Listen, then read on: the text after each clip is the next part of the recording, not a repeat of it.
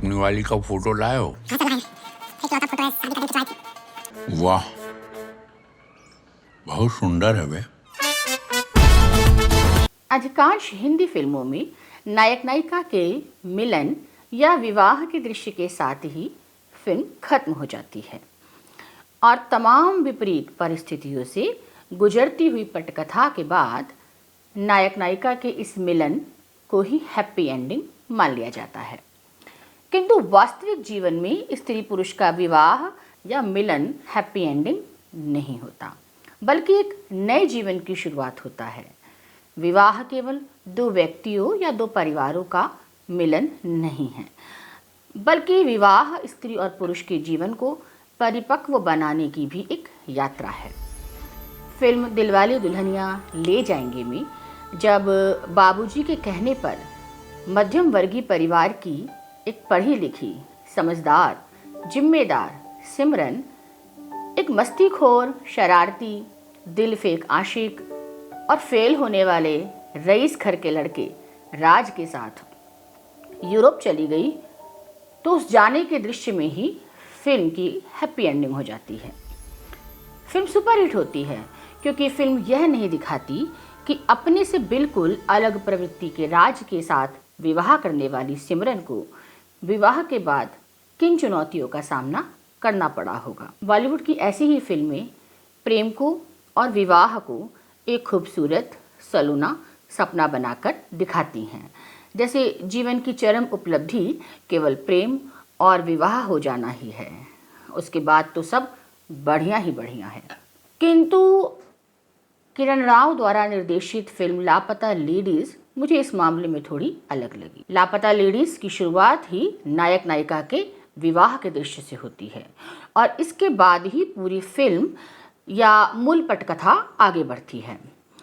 यह फिल्म ग्रामीण पृष्ठभूमि पर आधारित है, इसीलिए शहरी दर्शकों को ऐसा लग सकता है कि अरे अब ऐसा कहीं नहीं होता, आज के ज़माने में कौन घूंघट करता है। किंतु बड़े शहरों से निकलकर छोटे शहरों, कस्बों या ग्रामीण परिवेश में जाइए, तब आपको समझ आएगा कि फिल्म लापता लेडीज़ वाकई में किस सच्चाई को बयां कर रही है। किस प्रकार आज भी ऐसी मानसिकता वाले परिवारों की भीड़ है जिनमें कामचलाऊ शिक्षा के बाद या औपचारिक शिक्षा के बाद जल्दी से विवाह करने और विवाह होते ही जल्दी से संतान को जन्म देने तक ही स्त्री पुरुष का जीवन सीमित कर दिया जाता है। ऐसी स्थिति है कि 25-26 की उम्र तक ब्याह ना हुआ तो व्यक्ति को बूढ़ा घोषित कर देते हैं कि अरे उम्र निकल रही है, अब कौन ब्याह करेगा। जीवन का एकमात्र लक्ष्य है कथित रूप से सही उम्र में ब्याह हो जाए, बच्चे हो जाए। स्त्रियों का जीवन घर की चार दीवारी में सिमट के रह जाए। पति के और ससुराल वालों की जीवन शैली के अनुसार पूरी तरह ढल जाना ही जहां स्त्री जीवन की वास्तविक उपलब्धि मानी जाती है। विवाह के बाद भी लड़की में अपनी मर्जी से या अपने लिए जीने की चाह रखना भी जहां बहुत तेज लड़की है के रूप में देखा जाता है। इस फिल्म की दो नायिकाएं ऐसी ही दो स्त्रियों का प्रतिनिधित्व करती हैं, जिनमें से एक है भोली भाली, गृह कार्य दक्ष, संस्कारी लड़की फूल कुमारी, जिसके जीवन का उद्देश्य ही अच्छी बहू और अच्छी बीवी बनने तक सीमित है। और दूसरी है सपने देखने वाली, पढ़ाई में होशियार, साहसी युवती जया, जो कृषि वैज्ञानिक बनना चाहती है। लेकिन जया को आगे की पढ़ाई के लिए परिवार का साथ नहीं मिलता, जैसा कि आमतौर पर होता है। परिवार के पास मोटा दहेज देकर जया की शादी करने के लिए तो पैसे हैं, पर उसकी पढ़ाई के लिए पैसे नहीं हैं। फूल कुमारी अपने संस्कारों और रीति रिवाजों में सिमटी हुई ही है, क्योंकि उसे यही लगता है कि अच्छी लड़कियां ऐसी ही होती हैं। ना तो उसे पति के घर का पता, ना उसे गांव का पता, ना उसके पास फ़ोन है और ना पैसे। जबकि जया इन्हीं रीति रिवाजों और परंपराओं की आड़ लेकर अनचाहे विवाह से भाग निकलती है।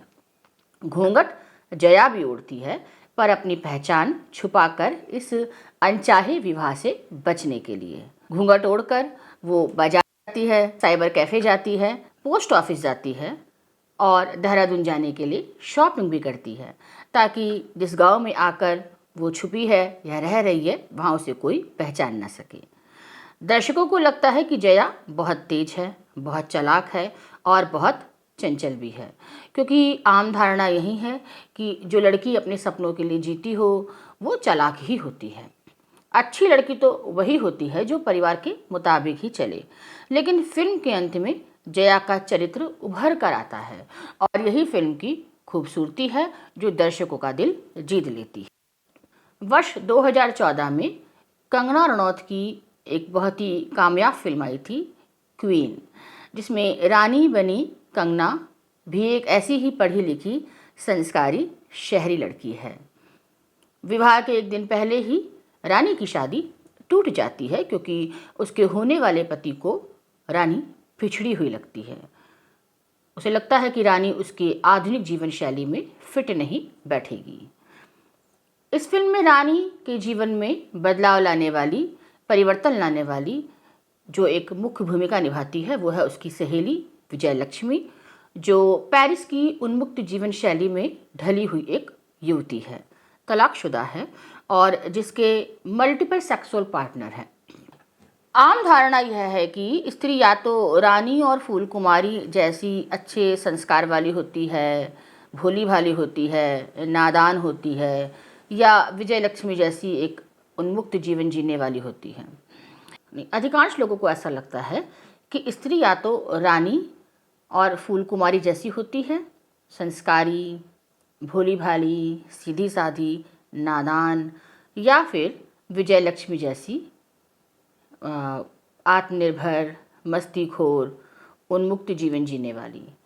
किंतु लापता लेडीज़ में जया का जो प्रभावशाली चरित्र है वह यह सत्य बड़ी मजबूती के साथ रखता है कि अपनी प्रतिभा, अपनी मेहनत और अपनी हिम्मत के दम पर सपने देखने वाली स्त्रियां भी होती हैं, जो हर उस परिस्थिति, परंपराओं और विचार को खारिज कर देती हैं जो उनके सपनों पर, उनकी प्रतिभा पर भरोसा नहीं करता।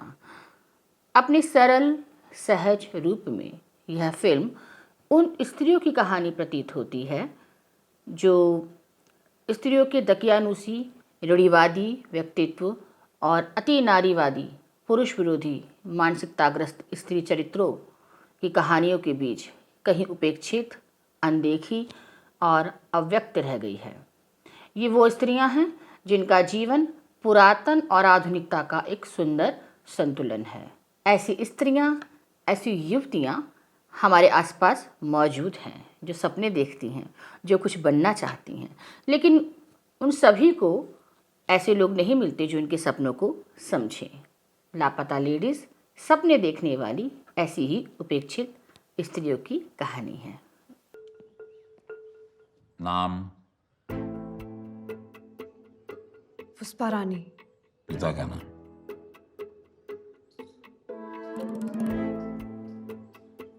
राजेंद्र प्रसाद।